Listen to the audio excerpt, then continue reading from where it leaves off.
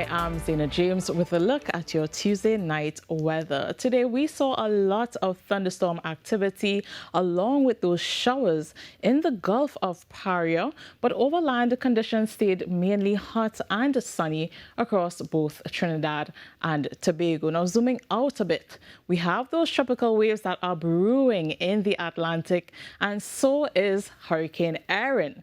Its wind field has expanded compared to yesterday, meaning stronger winds are spreading over a much larger area than the system itself. These winds will produce rough seas along the U.S. East Coast and could trigger high surf and rip currents there from Wednesday into Friday, where lots of these coastal communities have been evacuated due to the risk of coastal floods, beach erosion, and gusty winds. Erin is now a Category 2 hurricane east of the Bahamas and continues to move north between Bermuda and the U.S. coastline this week. The good news, its core is staying offshore, steered by those westerly winds, which is one of the better outcomes given Erin's size and strength.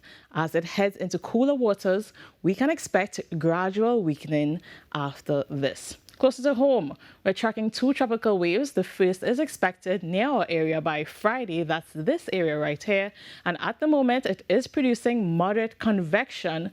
And the National Hurricane Center has highlighted some potential for development into a tropical depression just north of the Leeward Islands. While that is the primary area of interest, some equatorial moisture could also be pulled up over our area by Friday. So we are keeping a close eye on that. The second wave, located just south of the Cabo Verde Islands, is showing strong convective activity along with a slight swirl.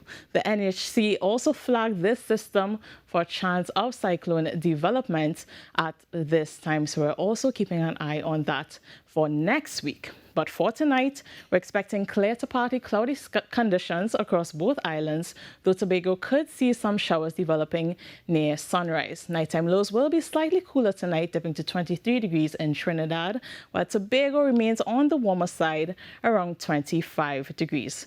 Before that, midweek conditions will be dominated by Saharan dust, so expect a gradual increase on Wednesday as this plume moves a bit southward, peaking on Thursday, especially over Tobago first, before easing on Friday when the tropical wave arrives with more moisture. So if you are sensitive to air quality or planning to wash your car in the cereal, keep this in mind.